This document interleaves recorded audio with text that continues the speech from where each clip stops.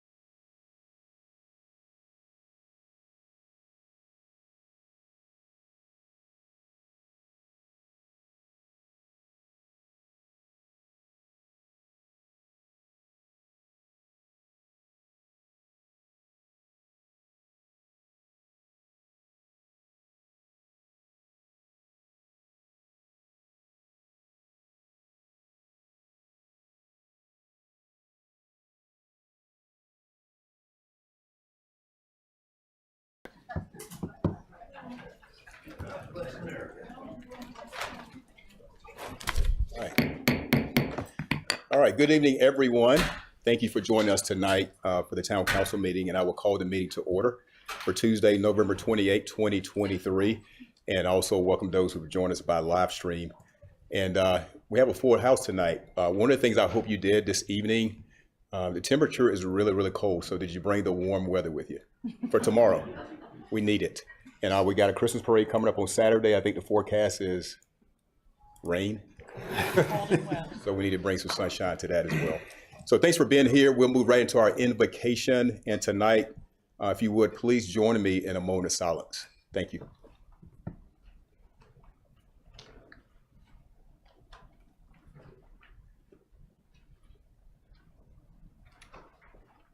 Thank you so much. If you are able, you will stand and join us for the Pledge of Allegiance. I pledge allegiance to the flag of the United States of America and to the republic for which it stands, one nation, under God, indivisible, with liberty and justice for all. All right, thank you for that.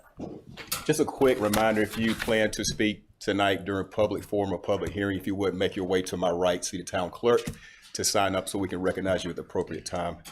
We move right now to our consent agenda. All consent agenda items are considered routine to be enacted by one motion with the adoption of the consent agenda and without discussion. If a council member requests discussion of an item, the item may be removed from the consent agenda and considered separately.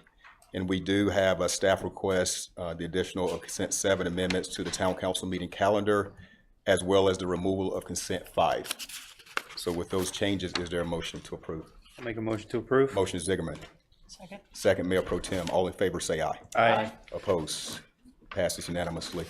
All right, move now to presentations. And tonight we have some champions in the town hall. We have the Apex Friendship High School women's tennis double state champions. And I will recognize them tonight. We have Julie Ann Izod and Carolyn Izod. If you would come up.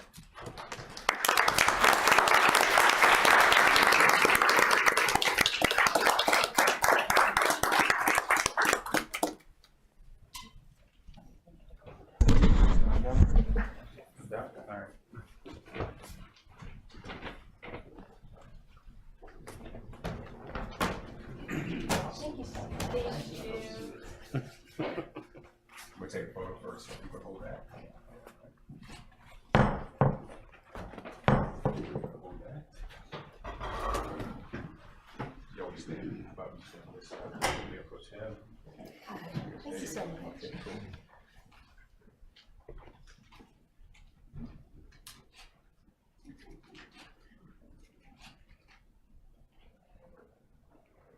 Okay, very well. All right, what I'm going to do right now is read your letters to you. How about that? I'll grab that. Okay. All right. We'll start with Julianne Izod. No words exist that express how extremely proud I am of you and the spotlight you have brought to our town. Your recent achievement of winning the 2023 High School 4A Tennis Double State Championship for a second year in a row is remarkable. Awesome. And let me give you something else to clap about. The first ever in Apex Friendship High School history. Wow.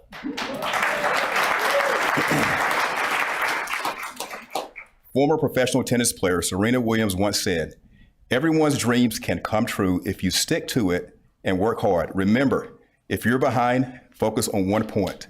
Don't focus on the score. Don't focus on anything else. Just focus on that one sole point, your next move."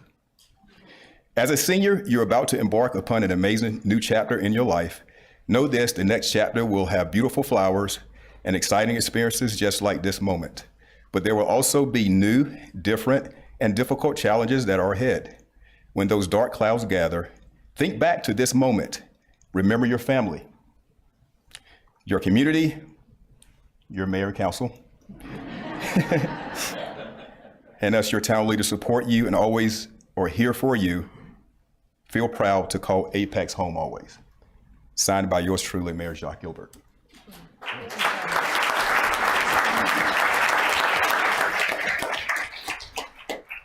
All right, dear Carolyn Izod, one of the greatest privileges I have as mayor is getting to honor and celebrate amazing individuals like you in our town.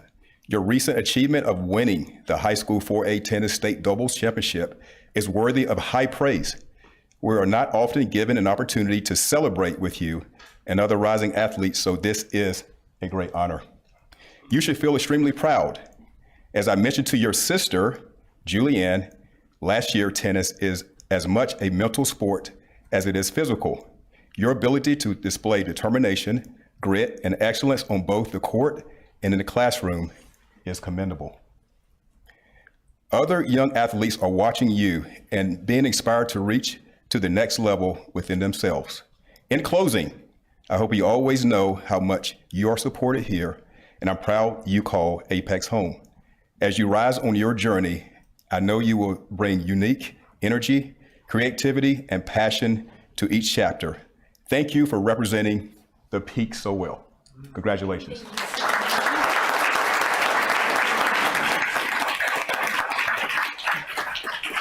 All right, you're very welcome to say a few words if you want, or your coach can come up. It's totally up to you. You want to say something? Sure. Okay. All right.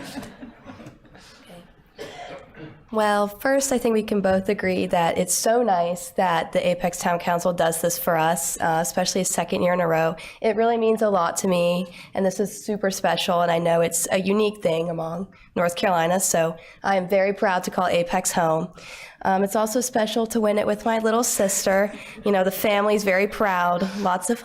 Every time we see them Thanksgiving, it's, wow, you guys are so amazing. And, you know, that's not something everyone could say, so we're really excited about that.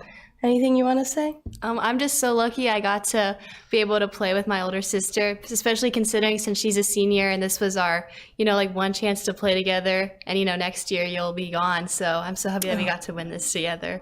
Awesome. Yeah. Thank you so much.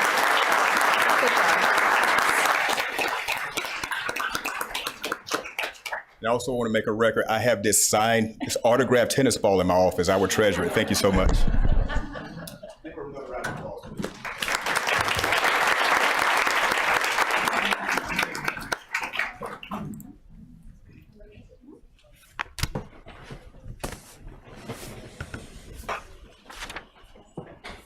Okay, that was the only presentation tonight. Western Wake Ministry presentation is moved to another council meeting date. So we'll move now to the public forum. This is opportunity for community members to speak, provide any type of ideas. If you want to have any concerns, present those. We have quite a few people signed up to speak tonight. So what I ask of you tonight is that you respect the time. I will point you to the colors here, all right? And make sure you start on green. Yellow, you have 30 seconds, and red, I will stop you on your presentation because we want to respect the time and allow other people to speak. Please watch repetitive comments, all right? So we want to make sure we get to hear everyone.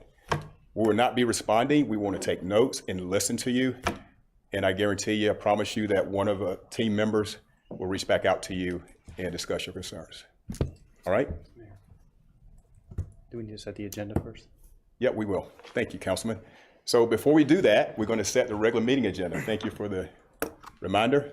All right. Is there a motion to accept the regular meeting agenda? So moved. All right. Is there a second? All right. All in favor say aye. Aye. Oppose? All right. We have a set meeting agenda and we'll move right into public forum. So tonight, the first speaker will be Marvin Hamilton. You will please come up. State your name and address for the record. Sure. Thank you. Marvin Hymanson, 2907 Sunflower Road, Apex, North Carolina, 27502. It's going to be a tough act to follow, tennis champs, but I'll give my 3 minutes. Good evening, Mr. Mayor and council members.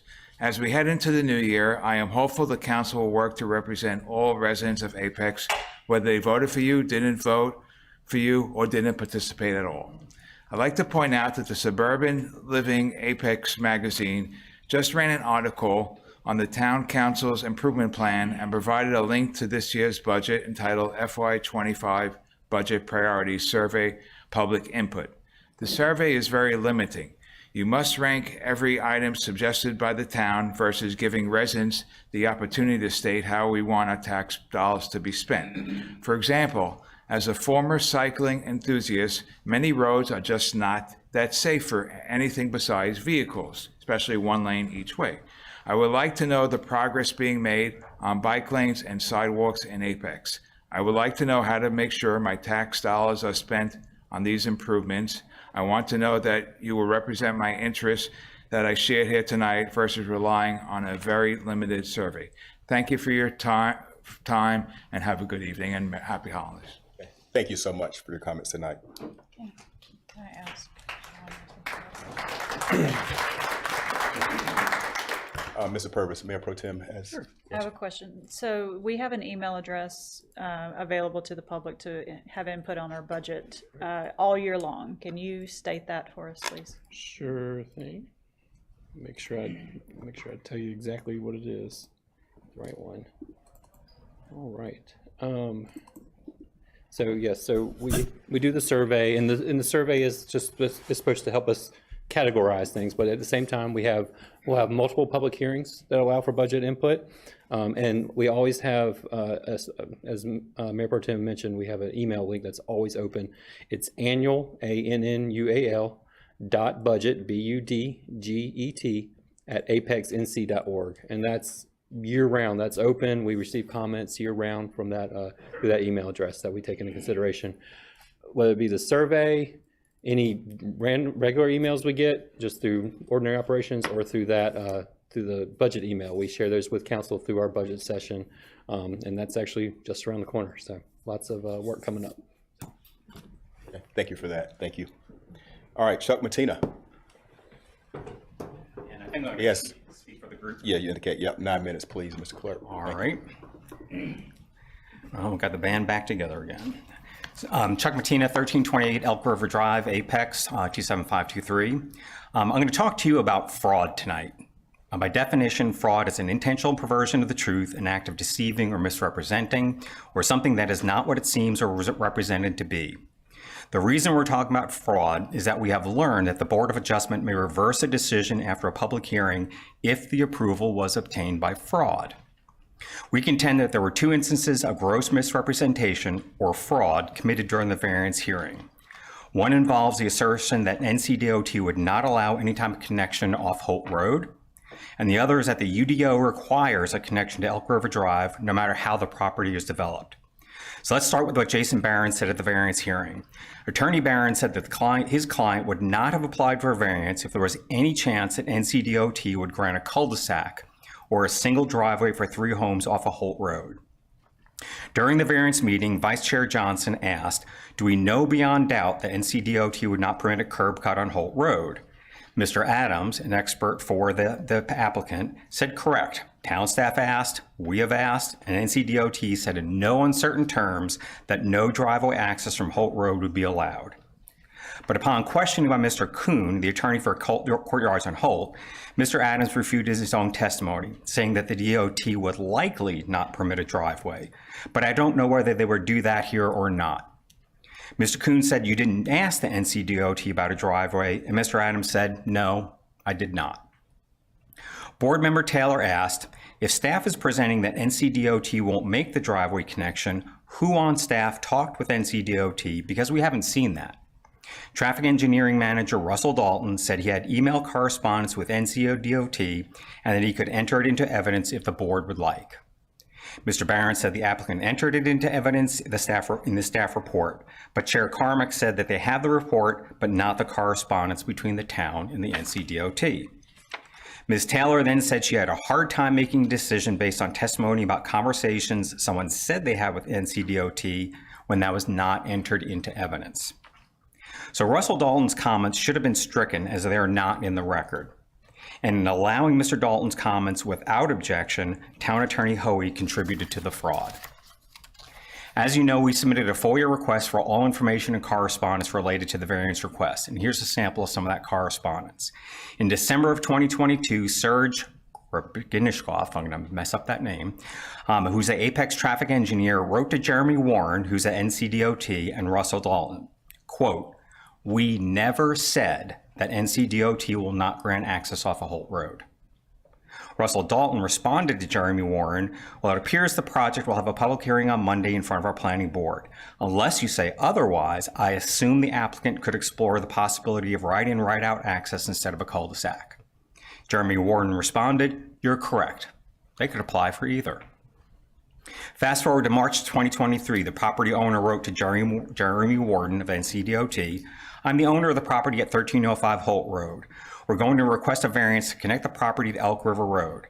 I just want to understand the alternative options for me if I am forced to connect Holt Road. Currently, there's one driveway connecting the property to Holt Road. Can I connect 2 or 3 lots using a shared driveway or right-in, right-out connection?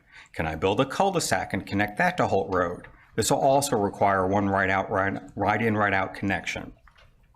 While we didn't see a reply to that property owner in our FOIA request, Russell Dalton wrote back to Jeremy Warden, the original rezoning case was denied. They have come back with an exempt subdivision for 3 lots and need a variance to allow the extension of Elk River Drive as a cul-de-sac in excess of 600 feet, which would avoid the requirement for connectivity to Holt Road.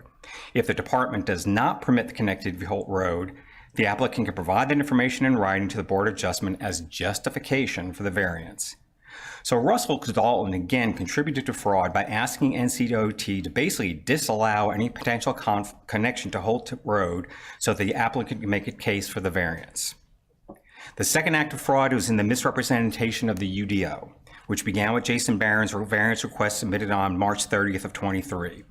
In it, he said the owner is required by the UDO section 7.2.1.8 to connect with Elk River Stubb Street. You know, the thing is, Jason Barron said it and it became fact and was never challenged by the town attorney. What that UDO section specifically says, and I quote, Stubb Street connections shall be provided to all existing and planned Stubb Streets on adjacent properties. The specific section cited by Mr. Barron deals with a connection of one Stubb Street to another Stubb Street.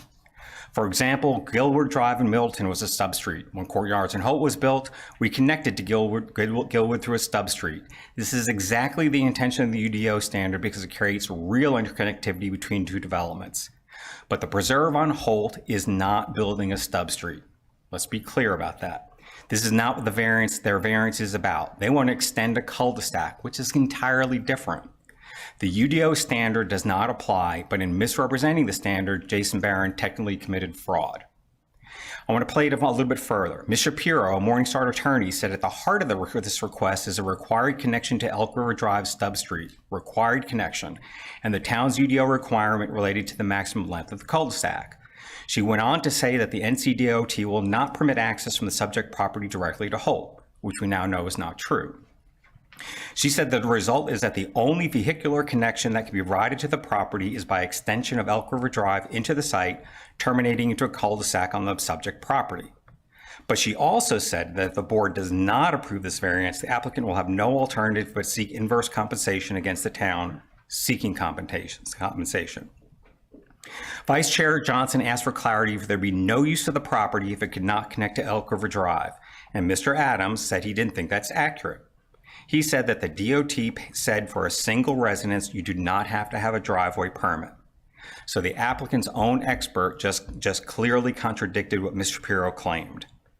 Mr. Kuhn asked Mr. Roach, another expert for the applicant, if the Stubb Street had to be extended, and Mr. Roach said, probably not.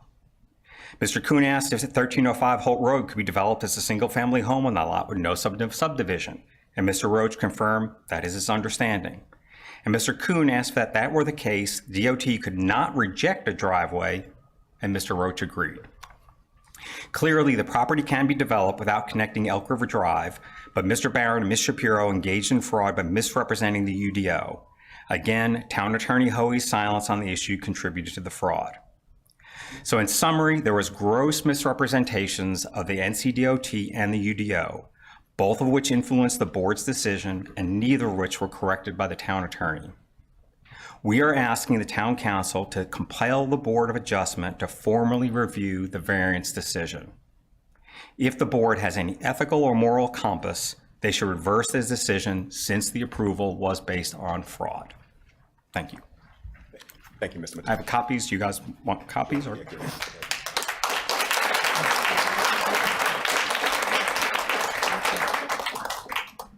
Donald Perlmutter.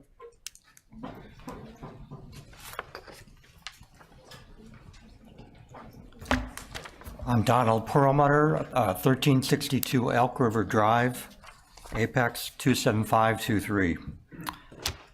You have just heard in detail a recounting by my colleague Chuck Mattina of the numerous discrepancies and contradictions between official public testimony at the July Board of Adjustment quasi-judicial hearing and private communications by those same parties. It's clear from this recounting that the board based their decision to grant the applicant's request for variance on false and misleading information. An unjust decision has been rendered that injures the interests and the safety of many residents of Courtyards on Holt. Do we have to just accept and live with this? I'd say the answer is no. To that end, we're able to obtain the training manual for the Apex Board of Adjustments quasi-judicial hearings. I will now identify for you the points in this document that are relevant to our argument that this decision cannot stand. Under the first one, under quasi-judicial rules, quote, board should make factual findings to support its decision, and those findings should be based on a competent evidence in the record, end quote. There was no competent evidence in the record that NCDOT prohibited access to preserves at Holt by Holt Road. The second, under standards of evidence, quote, the burden of proof for each standard is met if it's supported by competent material and substantial evidence. At no time was the board provided with written documentation that NCDOT would expressly prohibit access to preserves at Holt via Holt Road. In fact, in private communications as revealed by FOIA, we have learned that NCDOT's language on this subject was not prohibitive at all. And third point, under evidence notes on hearsay, quote, decision should not be made based on hearsay testimony, end quote. It's our contention that the statement by Russell Dalton, Apex traffic engineer at the July hearing, that NCDOT would not allow access to the proposed development from Holt Road was hearsay, in that he could not provide email documentation from NCDOT to substantiate his statement.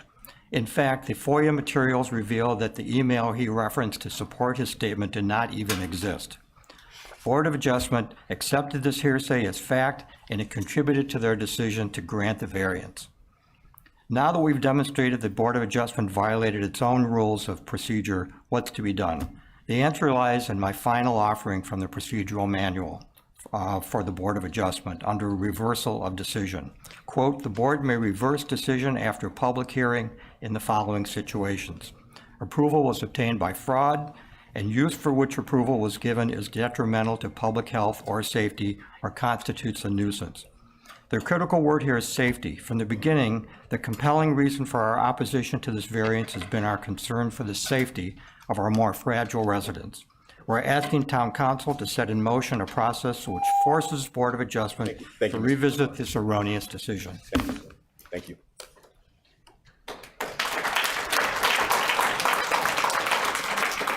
James Jesserer.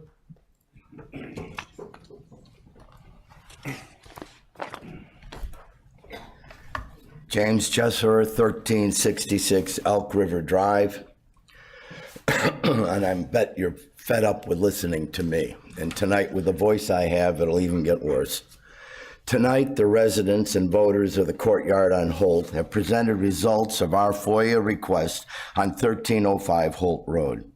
We've shared emails of Apex Town officials pertaining to us and the NCDOT opinion on allowing Holt Road access to the proposed development, which specifically contradicts some of their sworn testimony or the testimony of expert witnesses during the July BOA.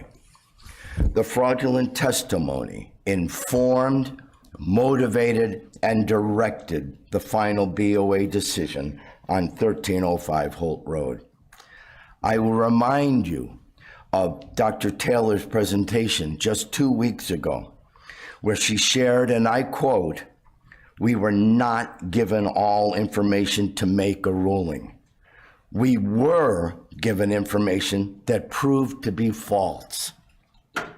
As a result of Dr. Taylor's presentation on our FOIA request, We have, however, shared the truth reflected in the emails from town employees Russell Dalton, June Cowles, Serge Grebenshivskov, versus their testimony and the testimony of the applicant's sworn experts. The only town voice we did not hear in our FOIA request is perhaps the town's most powerful employee. Sorry, Mayor, that's not your voice. And Town Council, that's not your voice either.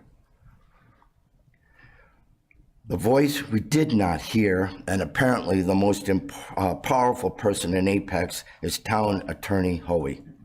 We asked in our FOIA for all correspondences on 1305 Holt Road, including those of Ms. Hoey. Yet we received only 2 completely non-consequential email communications from Ms. Hoey, one to our attorney and one to Jason Barron, informing him that his client's application was approved by the BOA. Why? In Ms. Hoey's letter to Chuck Mattina, Ms. Hoey made it clear that her communications were protected by attorney-client privilege. And I quote, "The BOA was her client," end quote. And therefore, Ms. Hoey was under no requirement to share those communications regardless of any FOIA request. Per UNC School of Government, Dr. Jim Joyce, the town attorney can assume a attorney-client privilege, however, only for legal advice. We've got 30 people here, so I was hoping for 7 minutes, Mayor. Raise your hand if you would, Mr. Jesser, please. Okay. Mayor, they can't be redundant though. And Mr. Jesser, Excuse me. I want to remind you of a statement I made before we started public forum. Just don't be redundant. I've had the comments, please, so we can move through. Thank you. Yes, thank you. As I said, the town attorney can assume client privilege, however, only for legal advice. Additionally, there can be no conflict or potential conflict between the governing board, in this case, the town council, and the BOA. Ms. Hoey knew that the BOA was acting in conflict with the town council, and yet Ms. Hoey stated she represented the BOA. How exactly is that possible? Ms. Hoey should have been protecting the expressed interest of the Apex Town Council and their January decision, yet Ms. Hoey failed to even inform the BOA members of the January Town Council decision on 1305 Holt Road. Ms. Hoey, how did you think you could serve both Town Council and BOA when the groups were at cross purposes? Ms. Hoey should have recused herself on this BOA decision and appointed another attorney to advise the BOA, because the town council should have been her exclusive legal responsibility in this matter. Instead, Ms. Hoey failed both of her clients and is now hiding her failures behind the attorney-client privilege. Why not disclose now, Ms. Hoey? The BOA decision's been rendered. It's past the time that the courtyards on Holt can appeal to the NC Superior Court. What are you hiding, Ms. Hoey? We are left to wonder. Did you orchestrate this BOA exercise as an end around the January council decision to avoid the town being sued by the applicant and their legal firm Morningstar, who publicly threatened to sue the town? In her presentation to town council 2 weeks ago, Dr. Taylor asked if Ms. Hoey, and I quote, was she more concerned with pacifying the applicant out of fear the town would be sued? Did Ms. Hoey help guide the town planners in their responses? Did she directly discuss the issue with Morningstar? Lots of questions. And thanks to you hiding behind attorney-client privilege, we have no answers. Again, per Dr. Joyce, determination to disclose attorney-client communication is, and I quote, in the first place left to the attorney's ethics and professional judgment. By your failure to disclose, Ms. Hoey, you're sending a clarion message to the mayor, the town council, and the town of Apex. 2 weeks ago, we asked for an independent investigation into the July decision on 1305 Holt Road. The town council declined that request and might have gotten hung up on the word investigation. Therefore, we, the residents of the Courtyard on Holt, are asking for an independent review under the guidance of Mayor Gilbert of the July Board of Adjustment decision on 1305 Holt Road, and that Apex not approve any further actions on 1305 Holt Road until the review is completed. An Apex BOA decision based on fraudulent information can be rendered null and void by the BOA board itself, which is perhaps informing Ms. Hoey's advice to town council and her attempt to sweep this under the rug. We ask you to confront the BOA with the fraudulent information that informed, motivated, and directed the BOA decision so that the BOA can reverse their July decision on this variance given to the applicant in 1305 Holt Road. And in closed session, which we know you'll be in, I suggest that the town council some of the courage displayed to Dr. Taylor at this very same podium 2 weeks ago. And I suggest you take your legal counsel from another resource besides the town attorney, who it appears, at least on this issue, to have pulled at the strings of the town council like an amateur puppeteer. Thank you.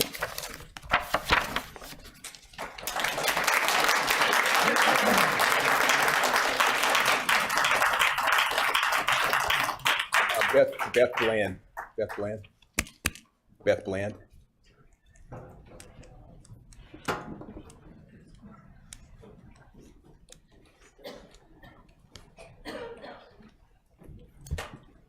Beth Bland, 3724 Friendship Road.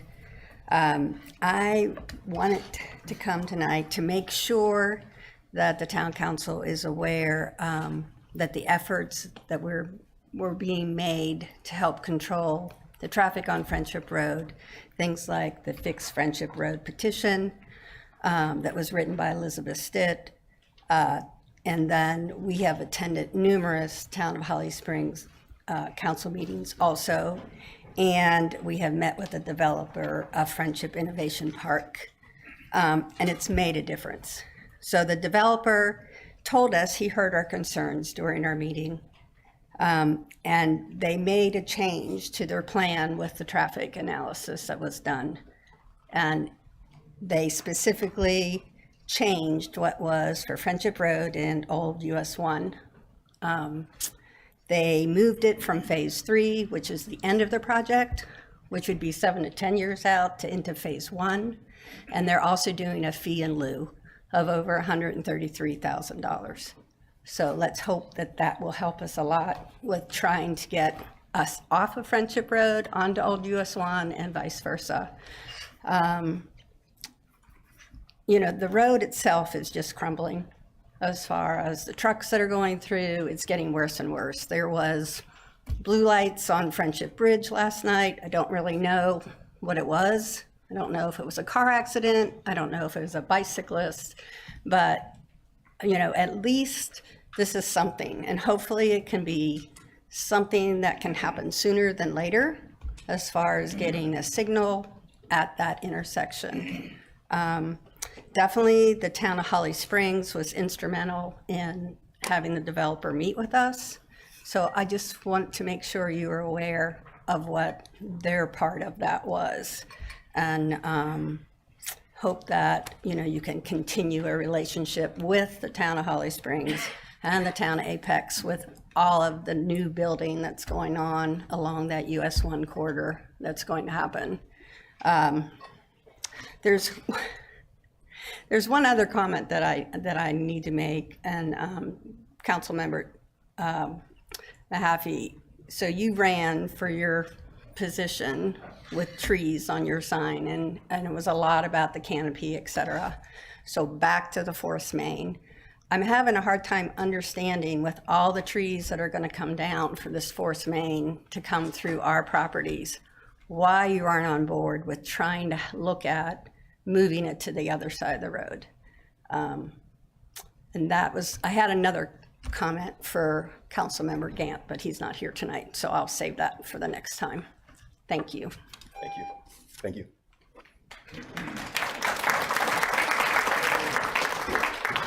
Elizabeth Stitt.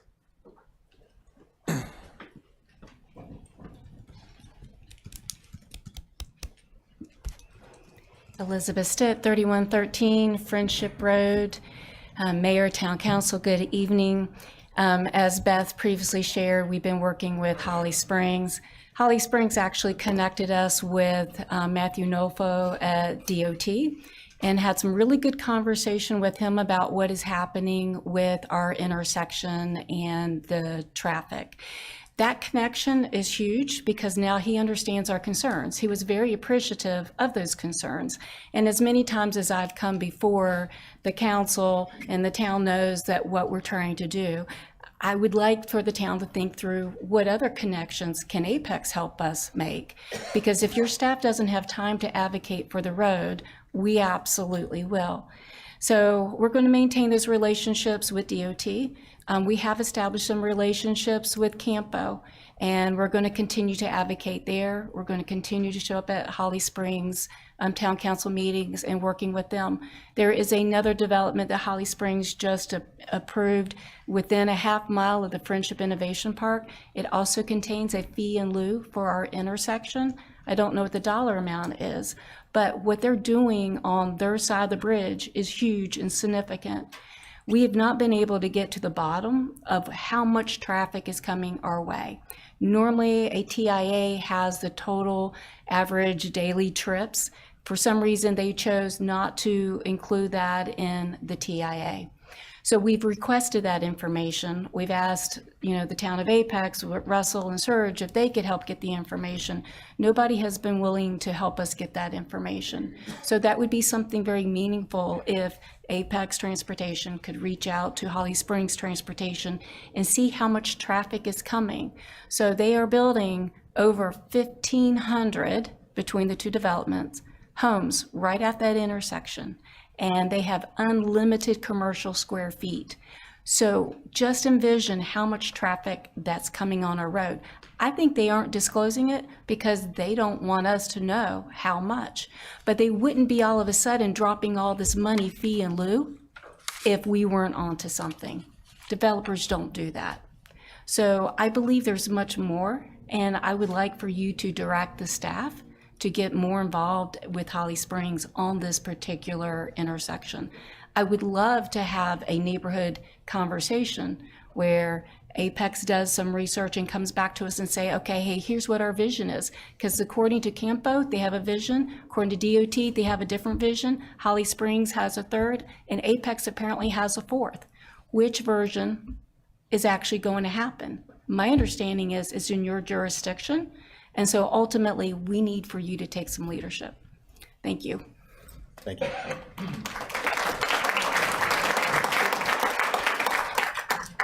Anybody else? Good afternoon, everyone. My name is Ivana Gutierrez. I'm the executive director of a new nonprofit organization with the status 501c. Paula is one of my board members. She's translating for some people who doesn't speak English. So if there is more people who doesn't understand why I'm telling, please, Paula is gonna translate for you. Camerina, is okay? Okay. Ivana, before you start, 9 minutes. She has indicated here 4 more people. Okay, so I'm gonna divide my 9 minutes in 3 parts. Connecting community story, what is our story and our experience working with the community. What is the connecting community and what is the ask that we are going to do and the announcement, okay? So I'm not new at serving the community. I've been working for 3 years in different initiatives with a group called Zumba Camp. We have been doing a lot of awareness for different causes, for different nonprofits. And in this experience, we have realized that there is so many things good in the community happening. There is so many nonprofits that are doing great job at the community, but people don't know where to go, where they need something. A single mom doesn't know where to go when she needs diapers. And there is an amazing nonprofit called NC Diapers that is working for those single moms. So in that experience, we realized that also there is a concept called social determinants of health that is very well known by the North Carolina Health Department. So that's why this organization is not gonna focus in one area. This is gonna be an approach that is gonna be looking at different nonprofit in different areas like education, health, social support, housing, transportation. So that's why this organization is going to bring nonprofit in different areas, and it's going to bring the people who might be interested in those nonprofits. And we're going to create spaces that are fun, where people are going to feel included, and they're not going to feel stigmatized. So we're going to do like a fun events, like the things we are going to be doing. This Sunday we have a soccer class where 20 families of Apex are going to come, and they're going to the families, the kids are going to be coached by a bilingual coach, and the families are going to find out about different organizations. So Town of Apex is invited to go to see to tell to the families what is available from the town for them. So that's what is Connecting Community is. And I'm a mom too of teenagers. For the young population, I've seen that there are not many things to do in the town. Like my daughter always asks me for going to shopping, to go. I would like to see more live spaces where young people are doing stuff for the community. I would like to see, for example, increasing the visibility of the transportation, and the kids can do that. Like they can do TikToks, they can do wonderful things, spreading the word about the resources that Town of Apex are doing. So my ask is to meeting with the transportation department to see how my organization can help to increase the visibility of the transportation, and maybe bring those young people in the town to increase that visibility. So my organization can help to increase your visibility of the services you are providing, making them more efficient. So that's one of the asks. And then I teach a program every Friday called Ciclodanza, which is for people in wheelchairs. I have my student, Jan, who is over there with the caregivers. This program is a movement program for people not only the people in wheelchairs, but also for the caregivers.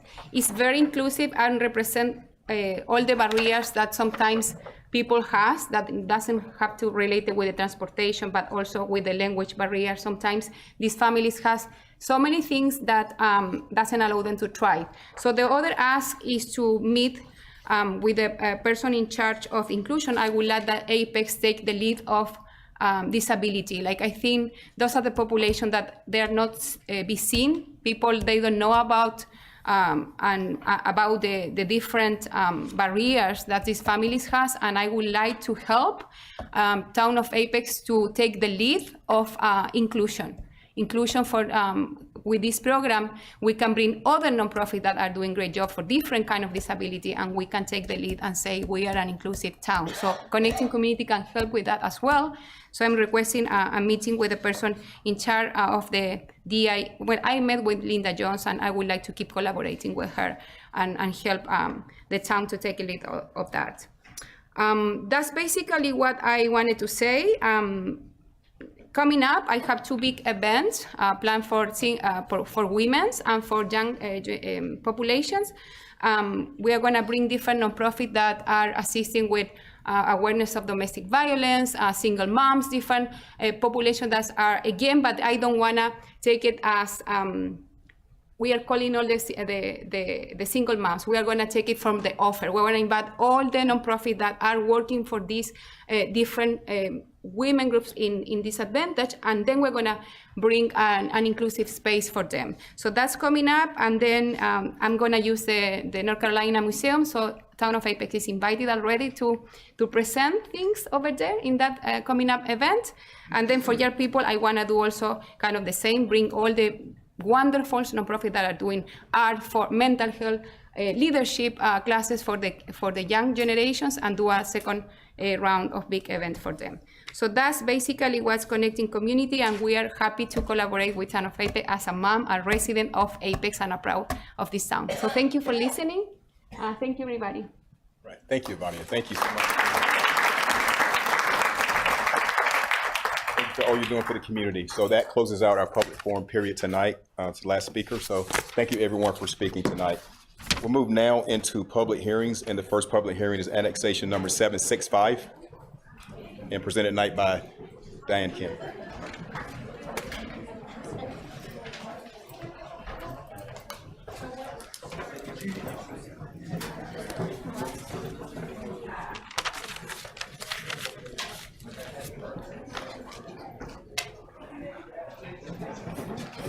few seconds. Thank you.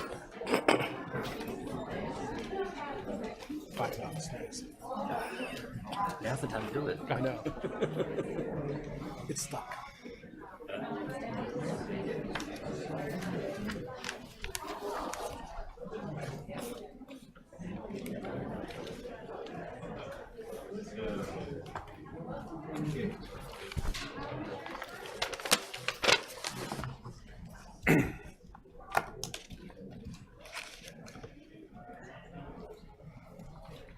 I think we're good, Ms. Ken. Thank All you. right, so the first public hearing is Annexation 765 Alderwood. There are 2 remaining parcels up off of Jenks Road, north of US 64. You may recall this is the non-residential portion of Alderwood. They are requesting annexation. There is not a site plan associated with this. They just would like to complete their project and have it annexed, and they'll be submitting a site plan at some time in the future. We do recommend approval. All right, thanks, Ms. Ken. Any questions? All right, hearing none, open up public hearing for this item. No one is signed up to speak. It's closed. Is there a motion to approve? I'll make a motion to approve. Motion, Mayor Pro Tem. Seconds. Second, Zigerman. All right, all in favor, say aye. Aye. Opposed? All right, passed unanimously. We're moving now. Public hearing 2, annexation number 766. All right, so this is Viridia, and these are tracks 1 through 6, down in the southern portion of our jurisdiction. You'll see that it's at various locations around the main portion of Viridia. These are just properties that were not annexed during the initial rezoning. It's 111.02 acres. The properties are adjacent to Viridia, and the majority of the property is already zoned sustainable development conditional zoning. There's a little bit of an area along the creek here where the zoning line does not quite match the property line.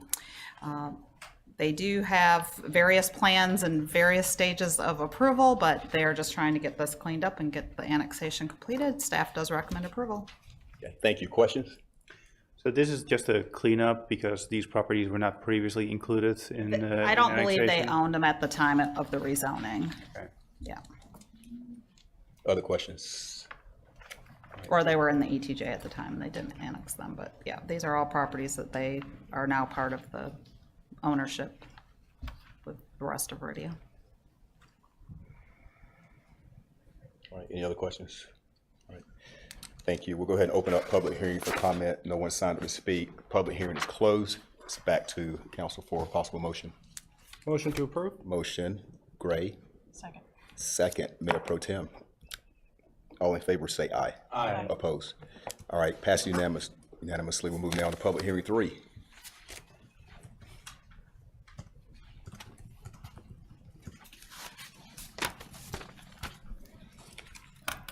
Good evening. Good evening. Proposed amendment to the Apex Transportation Plan tonight is for the Thoroughfare and Collector Street Plan map. The proposed change is to realign the future extension of Chanticleer Drive from Rothwood Way to Corbanks Street. This is shown as a major collector street on our adopted plan. The main purpose of this amendment is to reduce environmental impacts. The southern alignment, as proposed, crosses the stream in a better location south of where it branches and in a more perpendicular crossing. This amendment is also consistent with the approved plans for the Ennis Branch development. The amendment has been reviewed with staff in Transportation, Infrastructure, and Development, Parks and Rec, Police, Fire, as well as Water Resources, and there were no concerns. Water Resources staff did support the change given the improved stream crossing.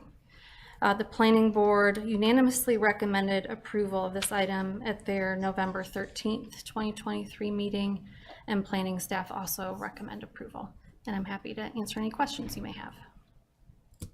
Okay, thanks, Ms. Cox. Questions? All right. Hearing none, we'll open up the public hearing for comment. No one signed up to speak. It is closed. It's back to council for a possible motion. I'll make a motion to approve. Motion Zigerman. Second. Second, Gray. All in favor, say aye. Aye. Opposed? All right, passes unanimously. We'll move now to public hearings 4 and 5. Ms. Shelley Mayo. Good evening. Good evening. The project before you is rezoning 23 CZ 18, located at 9551 and 9613 Horton Road. This is both an annexation and a rezoning, so staff asks that you wait for your vote until after the rezoning has been reviewed. This project's located in the town's far southwestern corner of our jurisdiction, all the way down here next to Jordan Lake.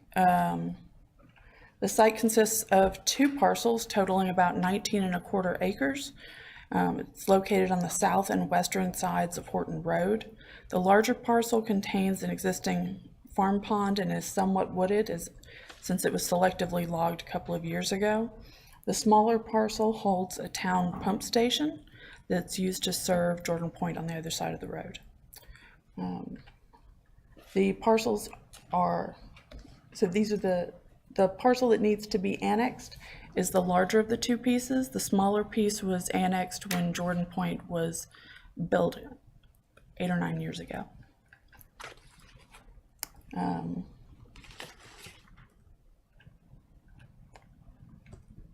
The proposed sorry, I got distracted for a second.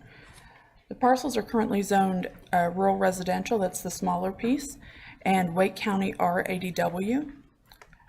The proposed rezoning is rural residential conditional zoning. The 2045 land use map designates these parcels as rural density residential, which is capped at 1 unit per 5 acres. Since the proposed rezoning caps the density at 1 unit per acre, the proposed district is not valid within the existing land use map designation. If the properties are rezoned as proposed, the 2045 land use map will automatically be updated to the rural transition residential designation. The change to the land use map will provide a transition between the development in the low density residential, shown in the light green, which is to the east and the south, the east being Jordan Point and the south being Gracewood, and the rural density and protected open space areas that are to the west and north, shown in the darker green colors. The applicant conducted a neighborhood meeting on August 30th. The meeting report is attached to your staff report. Per the UDO, a second neighborhood meeting was conducted on the 24th of October. That meeting report is also attached. Planning also received a letter of impact from Wake County Schools, which is part of your staff report. All of the schools within the current assignment area for this rezoning are expected to have insufficient capacity for future students. School expansion or construction within the next 5 years may address some of those concerns at the elementary and high school levels. The applicant is proposing 6 uses, very consistent with other single-family developments. They're single-family residential, accessory apartment, utility minor, greenway, park active, and park passive. There are a number of conditions proposed by the applicant. I'm not going to read all of them because that's fairly lengthy. Instead, I'm going to highlight some of the unusual ones and summarize the rest. All of the proposed architectural conditions are consistent with other single-family residential developments that we've seen recently. In addition, you have a list of 19 additional conditions on the following page. Conditions 4 through 9 of those are EAB recommendations that are consistently seen on most of our rezonings in the last year or so. So I'm not going to read those out loud to you. Instead, I'm going to highlight the ones that we don't normally see. First one being that this shall have a maximum density of 1 unit per acre. The project will be stage graded per the UDO's definition. All garages will be wired with a 220 outlet so that you can hopefully charge your electric vehicles in the future. On number 11, there's actually a change to the language since you received your staff report and today. The first portion of it, which reads that a variable width landscape buffer will be provided along the western boundary, with widths and types defined as follows: 20-foot undisturbed buffer from Horton Road south to 320 feet, or sorry, to a point 320 feet south of the road. A 40-foot undisturbed buffer from that point, 320 feet south of Horton Road to a point 450 feet south of Horton Road, and a 75-foot undisturbed buffer from that point 450 feet south to the southernmost extent of the western boundary. All of that was in your staff report. The new language reads, in addition, a privacy fence shall be installed along the western edge of this buffer from a point 25 feet south of Horton Road, so roughly here-ish, just outside the buffer basically, to a point 450 feet south of Horton Road. This fence shall have a minimum 6-foot height for the first 200 feet running from north to south, where it will increase to an 8-foot minimum fence or minimum height for its remainder. If public right-of-way is stubbed to the property line for future interconnectivity, the fence shall extend across the right-of-way, subject to approval of an encroachment agreement by the town of Apex, or alternatively constructed on the neighboring parcel, subject to approval by the owners. So it's just providing the addition of a fence from about 25 feet south of the road down to the far extent of the property. Or I'm sorry, down to about 450 feet south of Horton Road. In addition, the applicant is proposing a 200-foot undisturbed buffer from the U.S. Army Corps land, and in addition, and any proposed residential lots will be at least 400 feet from that Army Corps land. So they can't agree to not disturb that area because of the pond and other issues, but they can agree to push back those lots so that it's at least 400 feet from that property. This project is also providing 25% of the site as RCA. That's despite the fact that they're under the UDO's minimum density requirement for providing RCA.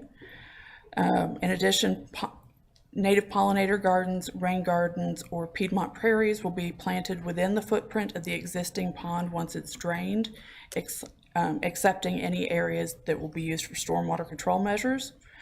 And a farm-style split rail fence will be installed between those gardens and the adjoining residential lots.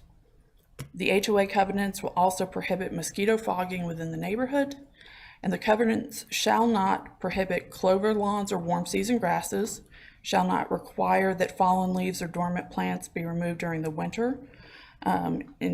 On areas without turf grass, this includes both individual homes and HOA-owned areas, and they shall not restrict the construction of accessory dwelling units.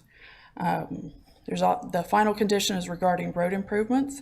They'll essentially improve their half of the road along the property frontage to half of a 24-foot roadway, typical of the section within a 60-foot public right-of-way. This includes 2 10-foot travel lanes and 2-foot paved shoulders, plus a 5-foot sidewalk, and Horton Road will meet the minimum standards of a town of Apex residential street with the specific numbers listed therein. The EAB met with the applicant on September 21st. The list of recommended conditions is on page 4 of your staff report. Of the 15 conditions that were recommended, 4 were not included. One of those 4 was supplemented with an alternative condition. That was recommendation not to drain the pond. They could not commit to that, but they did add the Piedmont prairies in order to mitigate that. Planning staff recommends approval as shown by the applicant, and Planning Board held a public hearing earlier in the month and unanimously recommended approval. If you have any questions, I'm happy to answer them. The applicant is also here. Thank you so much. Any questions for Ms. Mayo? I think I have a couple. Can you go back a couple of slides? Yes, sir. That one, yeah. So this rezoning would basically be the first in the whole series. Like anything west of that property would potentially come in with the same zoning request, correct? It's possible, but I'm not certain that staff would necessarily recommend that, because the further west you get, the more you're surrounded on both sides by Army Corps land. We would have to identify that, look at that very carefully on a case-by-case basis, but it's possible. So I would think we that have we already looked at that, or would staff have already looked at that when we built or created the 2045 land use map? The last time that we updated the 2045 land use map was when we added the rural density residential designation. Since then, we realized that that cap at 1 unit per 5 acres is actually much lower than what Wake County allows in this area, which is 1 unit per 2 acres. And the rural transition residential was added since that last update in order to address those places where there needs to be something in between the low density, which is up to 3 units per acre, and the very low, what I call the very low density, which is 1 unit per 5 acres. So this is kind of the transition line that staff anticipated seeing this come through on.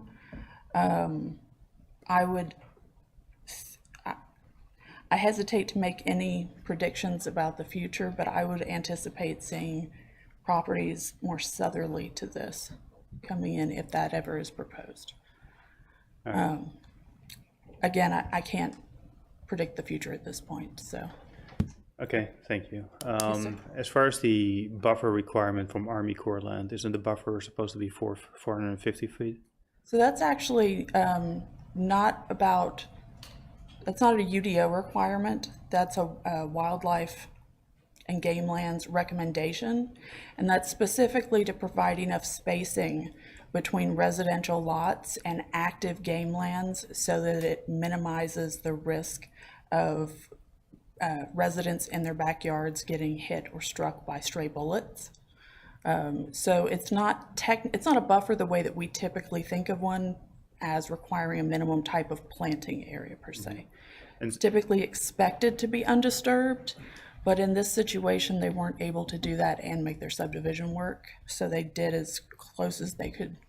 So if the the recommendation is 450 feet, why is 400 feet enough in this scenario? Because this is a much smaller parcel than a lot of our others. Just going to slide down. That puts, the applicant actually has a diagram that shows how far into the parcel that line would end up being, but it's almost a third of the way in, and it's from a very small section of the core of the core lands. So when staff was looking at that, combined with all the other things that were being offered by this small parcel, we felt that this was sufficient in this area. Okay, thank you. Yes, sir.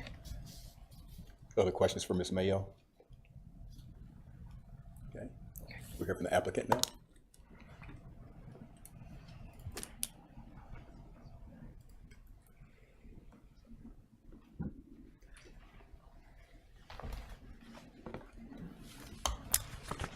Good evening, Mayor Gilbert and members of the Town Council.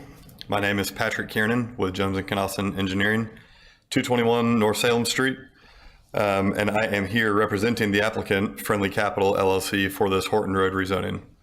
The applicant is here with us tonight, as are the longtime owners of this land, the Lawrence family. The Lawrences have lived in Apex their whole lives, and from everything I've heard, have always been great stewards of the Apex community. One example of this, as you saw in some of Shelley's slides, the Jordan Point sewer pump station is located on the Lawrence property, which they worked with the town in order to provide the land and the easements needed for this very critical town infrastructure. So anyway, I just wanted to take a quick moment to introduce the Lawrences, since they are the ones who have spent their lives living and caring for this land. Thanks to Shelley for her very thorough presentation, as well as for all of her help throughout the review process.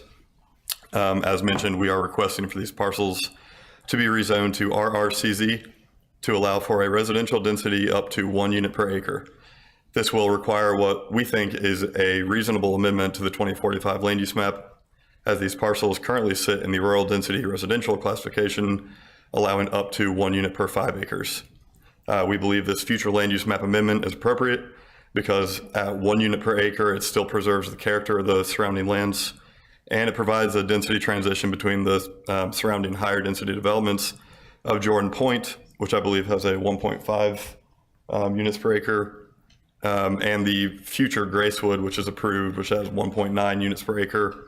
And then on the other side, to the Jordan Preserve Army Corps land. As mentioned before, there's also already a town sewer pump station located on the property, which, if anything, could encourage a slightly higher yield of new homes versus the few that would be possible with the 1 unit per 5 acres. Shelley did a good job going through the zoning conditions. I will echo you and not just listing them off.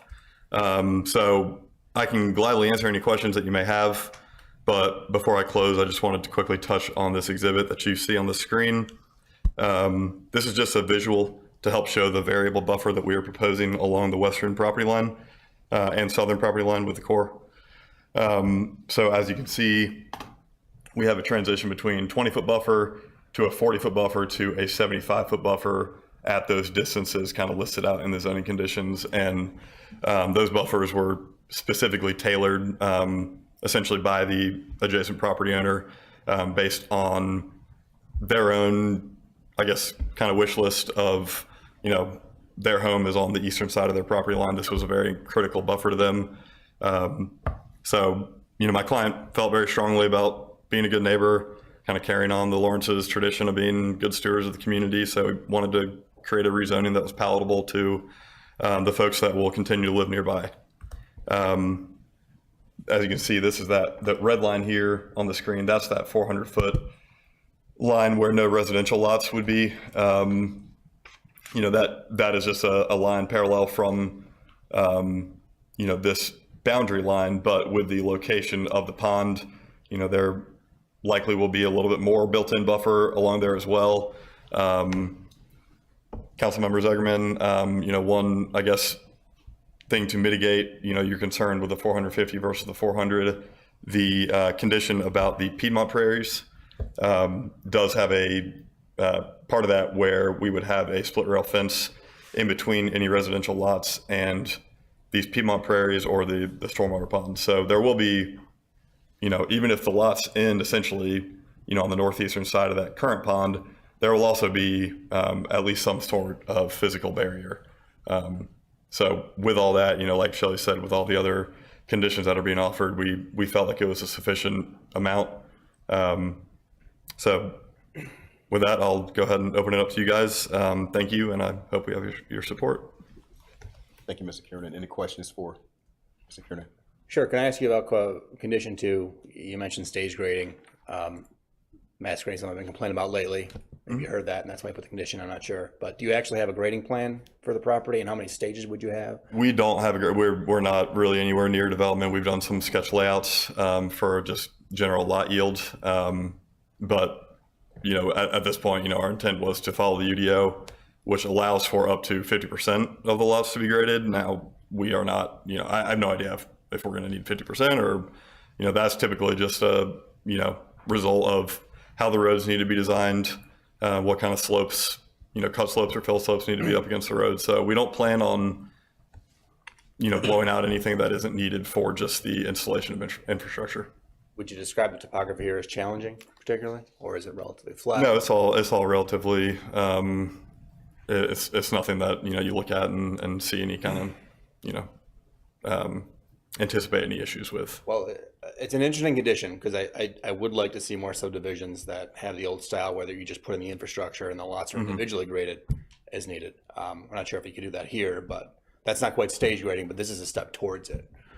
So I think okay, that was sort of the intent. I thought, Shelley, you can correct me if I'm wrong, but I thought really between the designations of stage grading versus mass grading, we're choosing the one that would. Yeah, I don't think there is a definition of grading for what I'm talking about, right? That's Okay. grading or mass grading. Okay. It would need to be created at some point in the future. We'd have to I got you. decide. Okay. I But think what Mr. Mahaffey's talking about is if you only did the grading for the utilities and infrastructure and you did not grade any additional lots at all past that point, is that? right, and then you would individually grade the lots and then as come in needed. and- You know, I think that is the intent here, unless there's any earthwork that needs to, any areas that need to be used for staging or lay down areas or anything. I can't guarantee you that a lot or two might not need to, because the threshold is 10 feet from the right of way, so that 10 feet gets eaten up pretty quickly with slopes and that kind of thing. So, like I said, I fully intend on minimizing all those impacts when we actually get to the engineering stage. I don't have a question, but I do have a comment. I think that it is continuing the legacy of the applicant and the care it's taking with regard to the buffers. I mean, I really appreciate that, and I think it's a model that hopefully others will be able to follow their example with regard to being kind and respectful to the overall area, but also keeping their neighbors in mind. So I just want to say thank you to the applicants for their consideration. Well, I appreciate that, sir. All right, any other questions or comments? I got comments, but like we can do that after the public hearing. Okay, great. All right. Thank you, Mr. Kiernan. sorry. All right, we'll go ahead and open up public hearing for this item for the rezoning. No one signed up to speak tonight, so we'll close it. And then we'll go back to, we'll hold the vote, right? And there's annexation. Annexation first, please. Hey, are we gonna have discussion, or are we gonna do the two votes separate? You can do it, you can do discussion first if you'd rather. Okay. All right, let's open it up then. Okay. So to me, I want to echo Councilmember Gray's comment around the buffers. Definitely appreciate the stage buffers and taking care of the neighbors and all of that. My main concern is very similar as with the Castleberry Reserve plan, where we have a part of our town that, according to our land use maps, is supposed to be very low density, and we're looking at a proposal that doesn't honor that density. And so I understand the challenge with the county, what the county allows being higher than what our plan calls for. But there's still, a 2x difference between what the county allows and what this plan is asking for, right? And especially if you start looking at, the buffers, the easements, the offset from the Army Corps land with the, another offset because the pond being there, right? Really, a good 1/3, if not more, of this property is going to be eaten up. So all the, the 19 houses are going to be on, much smaller property, right? So you could see anywhere between 1.5, 1.75 units per acre, in the areas of this property that are going to be built up. I think it's inconsistent with what our plan calls for. It's inconsistent with what our residents are telling us they want in that area of town. I'm really afraid of basically the domino effect that we're setting off here too, where if we approve this zoning, there's no leg that we have to stand on or that we can stand on when any of the neighboring properties come in for rezoning. And we're going to see much higher density, leading up to or butting up to Army Corps land and running into our Jordan River or Jordan Lake, water supply than what we had originally anticipated, for all the right reasons, right? So again, very similar story as with Castleberry. I appreciate, some of the efforts. I appreciate some of the concessions and conditions that are being offered. But I don't think I can put myself in favor of this development at this point. Okay, thank you, Councilman. Anyone else?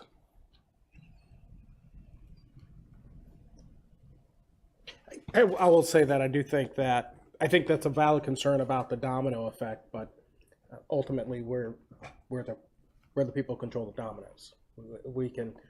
We can stop and slow this, and I do think that it's prudent to take the case-by-case analysis on these rezonings rather than kind of either saying yes or no immediately, because I do think it's a case-by-case analysis.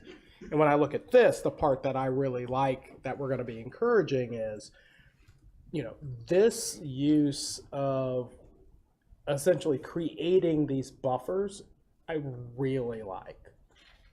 And I think it's done with care and consideration, and most importantly, it's done with coordination with the neighbors.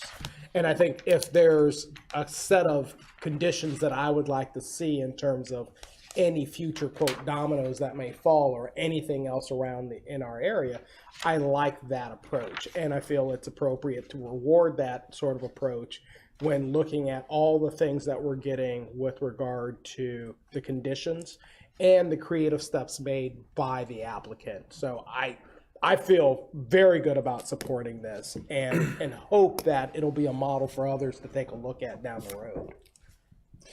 I agree that we are in controls of the dominoes falling over, right? But kind of the way that this sits across the street from the rest of the development, this is kind of the first domino that we're kicking over, right? And so if we have an opportunity now to not do that, right? We don't have to put ourselves in a position to deny a future applicant that comes in with a request very similar to this, right? But then we have to say like, nah, we're no longer comfortable with this. And so I'd rather avoid creating that precedent, right? Than approving this now, right? And try to retract from that at some later point in time.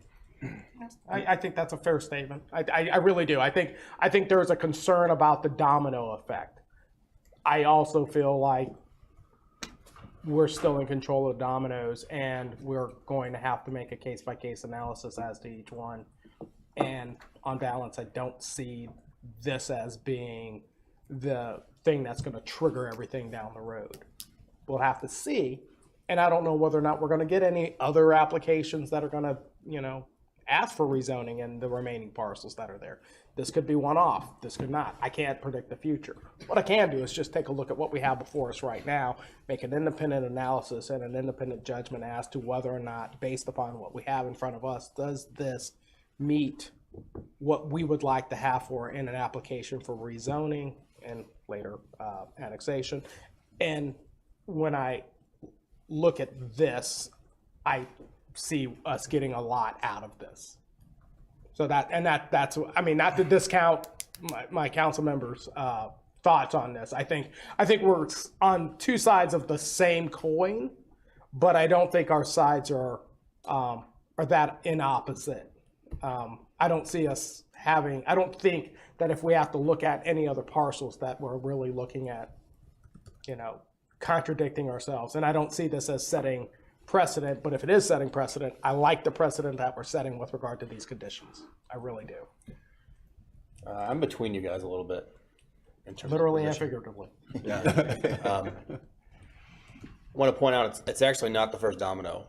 This is the third or fourth case, I think, that we've gotten to rezone a 1 for 5 acre into a 1 for 1. And I am uncomfortable with the fact that,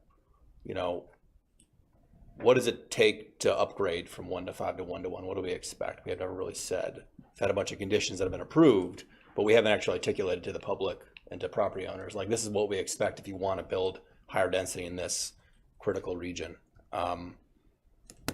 If we just approve it every time without saying something, then effectively the whole thing is 1 for 1 and our 1 for 5 designation is gone. So, we should, if that's the intention, we should change it. And I don't think that's the intention. And if the intention is to, we'll get some additional environmental conditions, then I think it's incumbent on us to articulate exactly what those conditions are that people could expect to do to get that upgrade in density. So I'm uncomfortable with not having done that and continuing to get these rezonings and sort of ad hoc, like, oh, this looks good, sure. That's not a great way to do things, I don't think. So that's why I feel a little uncomfortable about it. That being said, I want to acknowledge these are actually some really good conditions. And this is the type of stuff I would probably ask for. I think I've already commented on the grading. I'd like that to be a little more explicit about, not just stage grading, because stage grading, you could do half and then grade the other half and still comply with that condition. A condition that articulated exactly, we're going to individually grade the lots, I think is the precedent I would like to set, which I think would be worthy of a density upgrade, because that's the most environmentally conscious thing you can do, is to just let each homeowner potentially, keep the property. I'll say I also wish it caved on like one solar panel system. Like the ask was for one. Come on, man. But you know, that's neither here nor there. But some of the other conditions, the buffers are great. I also wrote down a comment like maybe would it be possible to put in our UDO to actually have a buffer against the Army Corps land just directly? Say it's going to be 200 feet or 250 feet or whatever happens to be. And that would be then a UDO requirement. We wouldn't have to have a condition for it every time. It's just what we'd expect in that area. I also, recognize that because of the holidays and some other issues, we didn't really get a chance to discuss this beforehand. I might be in favor of tabling this for another meeting to give us a chance to chat about some of this and see if we could tweak some of the language.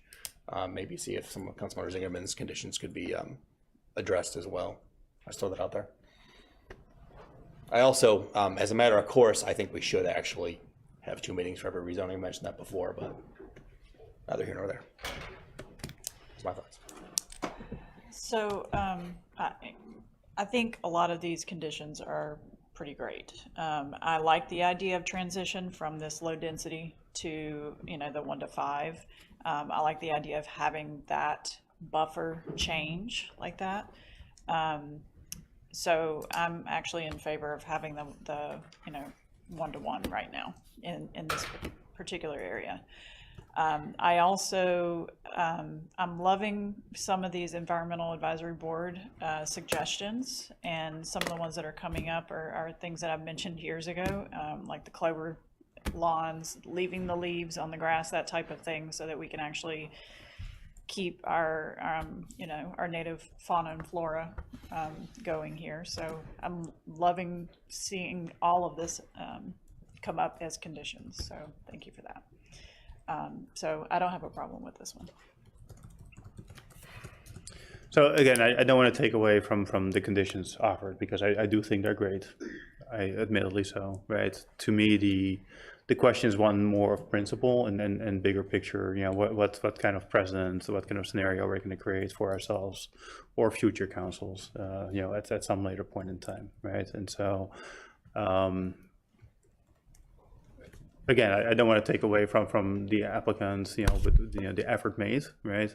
But I think just based on the principle of how we're using the land in this part of our jurisdiction, I'm just not there. I'll also add, I think that we need to update the 2045 land use map to include some properties that have this 1-to-1 rural transition sooner rather than later. I would feel better about that than kind of, again, the sort of coming in and it's kind of, playing it by ear. Mm-hmm. And that's not something we're gonna do tonight. I just throw that out there, that if our map had been updated, I remember we created the district because we were getting some requests to go to low density, which was actually lower than what we had. And by creating this designation, we could update the map there, and that's better. But now we've gotten 3 or 4, or I'm not sure how many exactly, different properties to go directly to 1-for-1. Again, without the guardrails in place, it feels, a little, they're starting to come. It feels like the floodgates have opened because we got none for like 3 years, right? I don't think. And then we got like 4 in the past year. What's our next date for updating the land use map? Is there a plan for that? We don't have a time frame for it, but it's on the list of things to do. We are just slammed with everything else that's going on. I will say that the one benefit of looking at the land use map change with a rezoning is you know exactly what you're getting. If it's already on the land use map, then you can still ask for all these conditions, but it's maybe a little bit less leverage. So for this particular district, it may be difficult wholesale to figure out which ones you want at the rural density versus rural transition.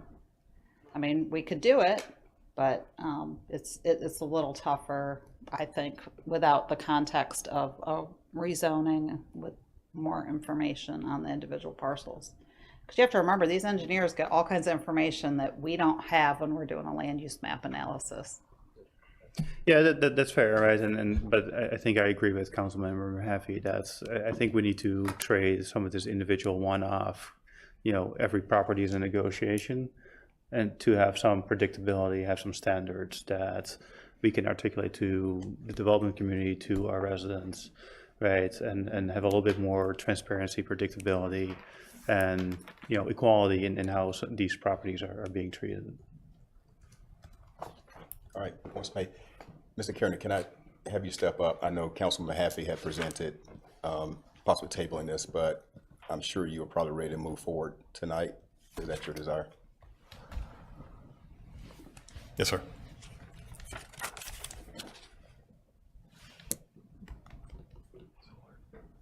All right. I'll just say I'm not there yet. I think I could get there if I had a chance to chat about it. Can I have one second to consult? Sure.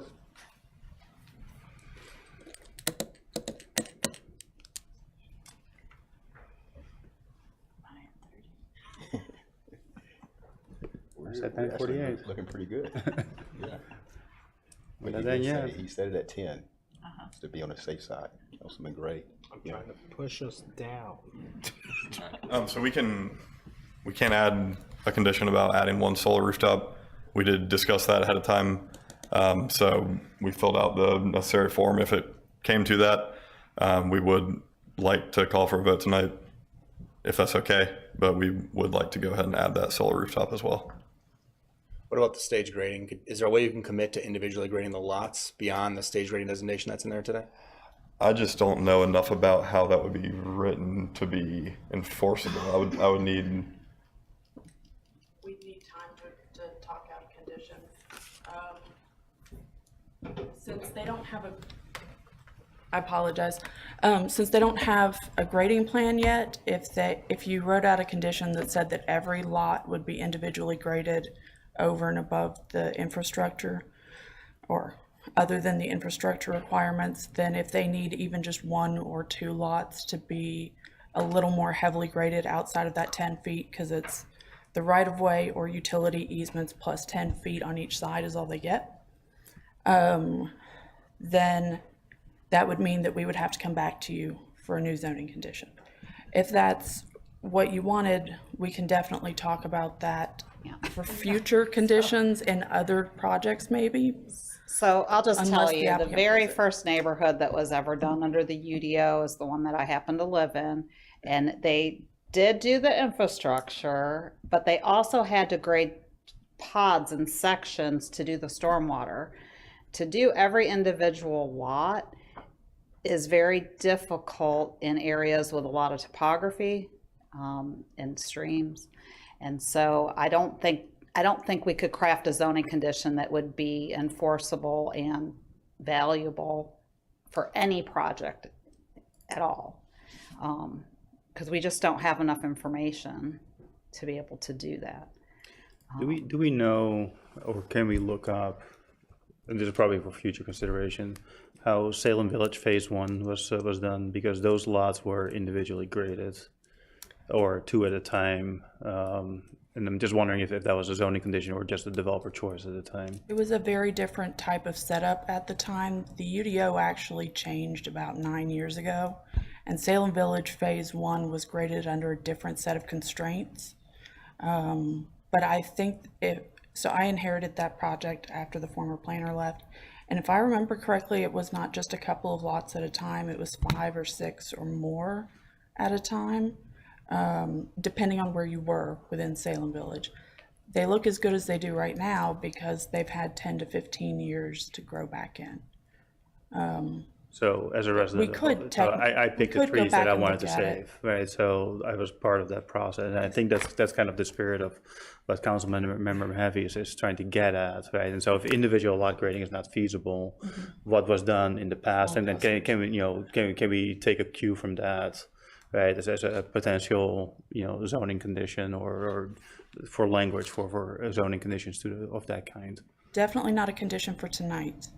Right. That would take a lot more work on staff's behalf. I'm uncertain if that's something that we could. Sorry, we work were out looking at peaceful. Salem Village. So they basically graded the infrastructure, but they graded through all the lots that needed grading. So some of the lots were graded 40% of the lot at the time of infrastructure.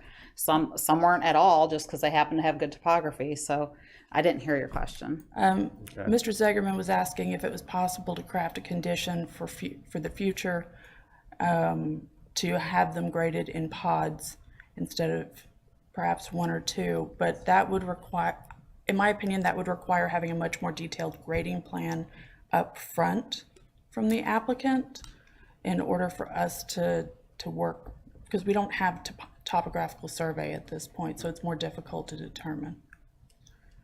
I would just say Salem Village was built, it was farm fields. It was just a lot easier site than most of the things we're seeing nowadays. All the good sites were done many years ago. What we have left are the ones that were difficult typically. I don't know about this one in particular, but that's part of the issue. I can just look at this plan and see this was pretty flat. It was farm fields. Okay, let's agree to disagree on that. Well, we're at the moment of truth here.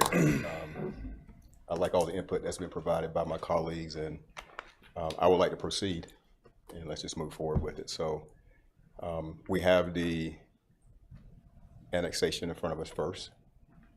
Is there a motion to approve the annexation? Motion to approve. Motion, Gray. Second. Second. Shouldn't we have one vote for both of them together so they can pass or fail as a group? We can do that in one motion, right? Like, that'd be preferable. We want to approve the annexation and then have the rezoning fail. That would put the property owner in a bad. All right. So the motion is for the annexation and the rezoning together. Is the motion still the same, Councilman? Yes. Okay. Still moving. Was there an additional condition there? Yeah, just, keep us on track. This is, you proposed a. Solar. I was using old information. It's a hazard of the job when you've been here for a No worries, while. just making sure that we're not. So, yeah, that's fine. We're about to walk in a direction, just want to make sure we're not walking off a cliff. Thank you. But the solar, that's. Are you asking for the solar to Mr. be Kieran, included? That's what we're asking for right there. So with that additional condition, you're good with that, Councilman Gray? I am. Okay. Yes. Mayor Pro Tem second. All right. All in favor, say aye. Aye. Opposed? No. All right, so we have a tie, 2-2. The vote falls on me. I will say I do like all the conditions that have been presented tonight. Thank you, Mr. Kernan and Shelley, for working together. Thank you to the property owners for all you have done for Apex over the years. My vote is aye. So motion passes 3-2. All right. Thank you. We move to public hearing 6, rezoning case number 23 CZ 16, Friendship Station PUD.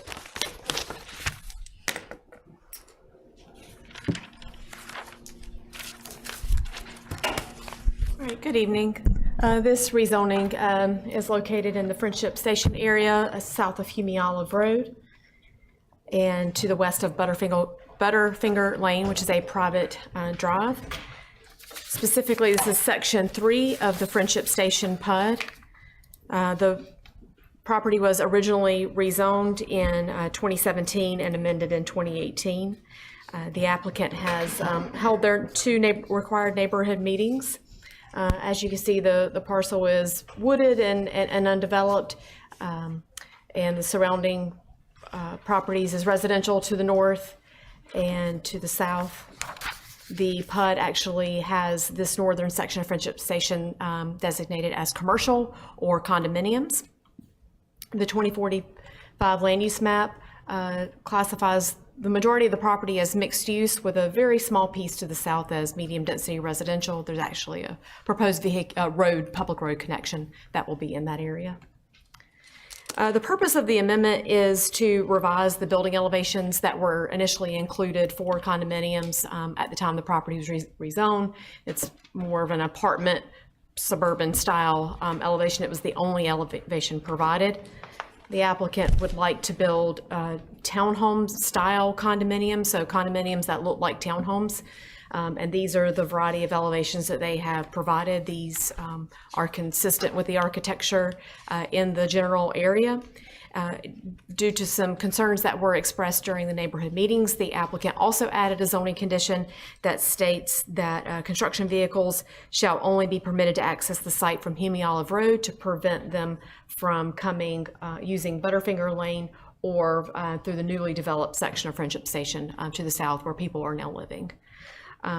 Planning staff is recommending approval of this rezoning with the conditions as offered by the applicant. The planning board held their public hearing earlier this month and unanimously recommended approval. The proposed rezoning is consistent with the 2045 land use map and is in the public interest because it provides additional flexibility for design and limits the area where construction traffic will access the property. Happy to answer any questions you may have. All right, thank you, Ms. Box. Any questions?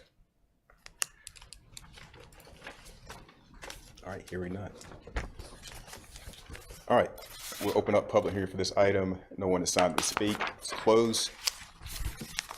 It's back for discussion, lead to a possible motion. Any discussion? Is there a motion? I'll make a motion to approve. Motion, Mayor Pro Tem, second Gray. All in favor, say aye. Aye. Opposed? All right, motion carries unanimously. All right. We'll move now to updates by Mr. Purvis. Sure, Mayor, Council, just a few quick ones. First, you may have noticed the trimming being done for it over near where the Peakway Bridge will go. Electric is getting close to finishing that trimming and getting the lines moved, so that's coming along.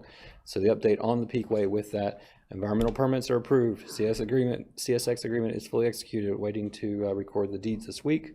100% of plans and utility encroachment packages are done and submitted to DOT. So the last thing we're waiting on is the final DOT review and approval and the Federal Highway Administration's authorization to move forward. And once we get that, we'll post the bid, hopefully January. So that's the update on that. And then the other thing is just a few dates. Remember, work session on Thursday, going over a couple ordinances that relates to public safety and noise. And then you have a tree lighting event Friday afternoon, 4:30, and then the Rotary Christmas Parade Saturday evening at 5 o'clock. So, and that's all I have this time. So. Thank you so much, sir. I do want to commend electric utilities. I was driving on Tangent Road today near Apex Peakway, and they installed 2 new lights there that illuminate the area. It's pretty dark there, so thank you for getting that done. Absolutely, we'll make sure electric's been hard at work. So. Thank you so much. All right. That's all we have for town manager. We'll move now to closed session 1. Is there a motion to go into closed session? Mayor, I'm sorry, could we add a closed session for clarity's sake? It's to discuss the handling of the matter of the town of Apex versus CJS assemblage.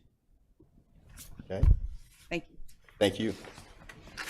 All right, with that addition to closed session 2, is there a motion to go into closed session? I'll make a motion to go into closed session. All right, motion second, Mr. Second. Mahaffey, all in favor, say aye. Aye.